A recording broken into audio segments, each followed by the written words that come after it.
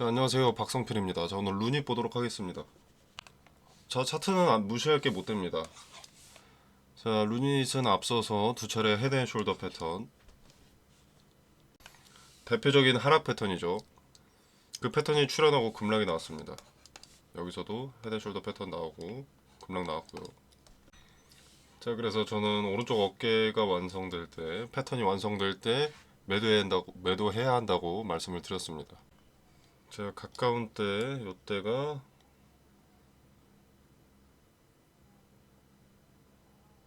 2월쯤 되죠. 2월이니까 7개월 전입니다. 자, 과거에 7개월 전에 찍었던 영상입니다. 과거와 완전히 똑같은 하락 패턴, 헤드숄더 패턴 말하는 거죠. 잠깐 보면은, 자, 안녕하세요. 다시 매도세 몰리면서 저항받고 넥라인을 넘지 못했습니다. 결국 패턴을 깨지 못했다는 것이죠. 그리고 이 차트 패턴을 알고 계신 분들도 주가가 오르면 리스크를 애써 외면하려고 하죠. 그걸 세력들도 알기 때문에 대놓고 하는 겁니다. 대놓고 해도 주가만 올려놔주면 알아서 매수해주니까. 자, 당시에 승승장구하던 루닛이었으나 돈의 흐름이 이탈을 가리켰기 때문에 매도하는 것이 유리하다, 상책이다 라고 말씀을 드렸었습니다. 당시에 요 자리이기 때문에 저점 4만원쯤, 현재 자리랑 비슷하죠. 여기서 7만원, 8만원까지 찍었을 때 저는 리스크가 크니 매도를 하셔야 한다고 말씀을 드렸고요. 제가 맞췄다고 자랑하는 게 아니고요. 차트는 유의미한 데이터라는 말씀을 드리고 싶은 겁니다. 자, 그리고 현재 상황을 보면은 바닥권에서 올라오고 있는 상황이죠. 당시에도 급등하기 전에 지지됐던 자리가 이 자리고요. 지금 그 자리에 지지를 받고 있습니다. 지지를 받고 반등한 상태죠. 그리고 보시면 과거 강력한 지지의 자리를 현재 저항으로 두고 있습니다. 그 뒤에도 저항이었던 자리들이 좀 보이고요. 지지였을 때도 있고. 근데 이거 하나하나가 꽤 의미가 있어 보이죠. 여기서 저항 맞고 떨어진다거나 또 저항 맞고 떨어졌다.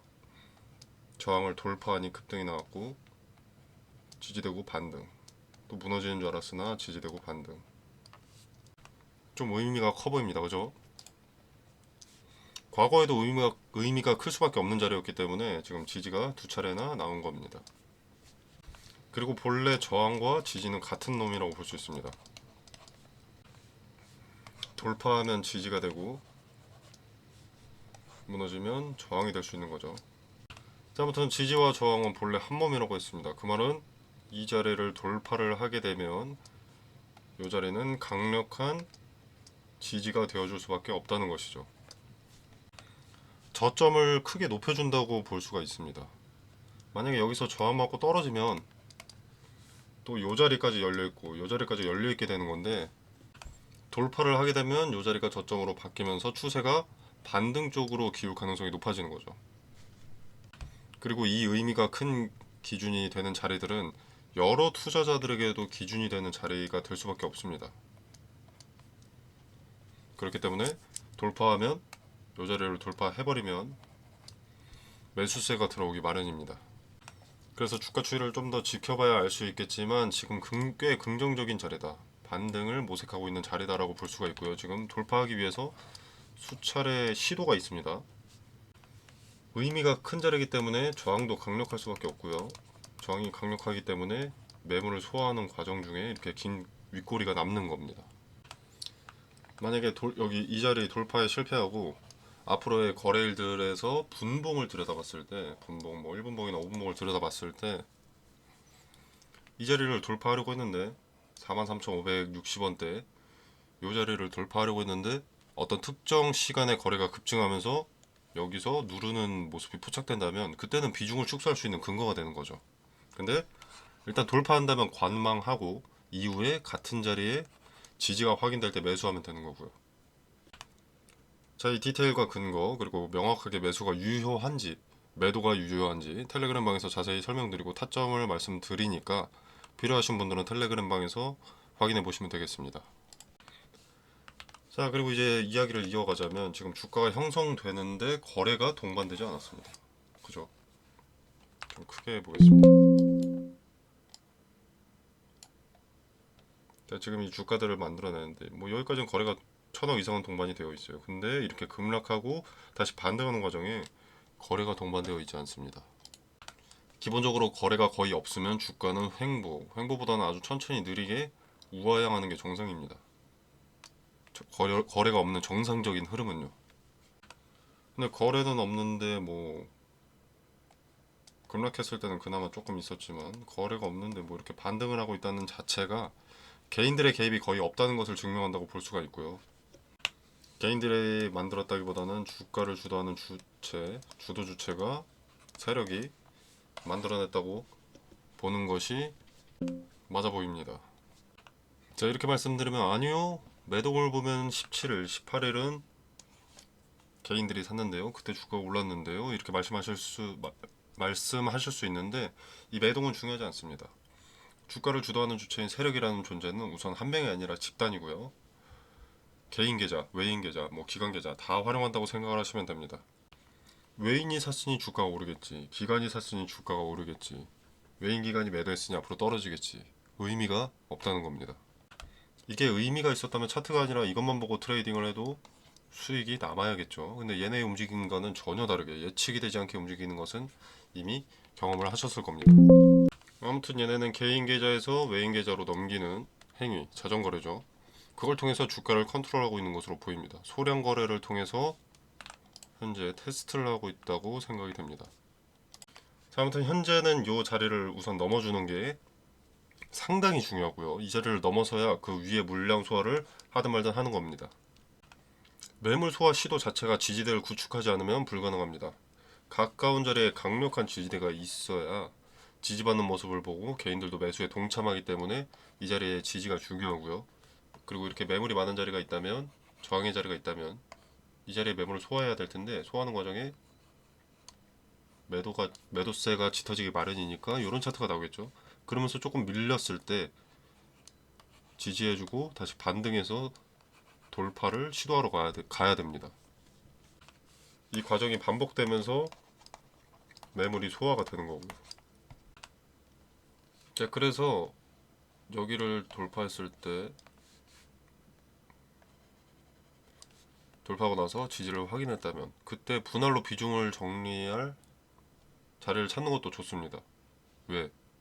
뭔 소리냐? 이거 돌파했는데 이걸 왜 파냐? 지지 한번 받았다고 주가가 천정부지로 치솟지는 않습니다. 물량 소화 과정에서 반복을 한다고 했었죠. 수차례에 걸쳐서 진행을 하게 될 텐데 물량 소화를 하는 과정 중에 또 내려와서 여기 지지를 확인하고 이 자리 지지를 확인받는 과정은 반드시 동반이 됩니다. 그렇기 때문에 이 작은 구간에서도 단기 고점에는 내 이익을 챙기고 이익을 일부 챙기고 분할 매도로 그 다음에 이제 단기 저점에서는 평단을 낮추고 수량을 더하는 전략을 반복할 수가 있는 거죠. 그래서 방망이 짧게 쥐고 단기관점에서 대응을 하다 보면 손실은 이미 상쇄되거나 수익이 늘어나게 될 수 있습니다. 물론 이 자리를 돌파하지 못한다면 그때는 플랜 B로 가야겠죠. 매도 타점 잡는 걸로.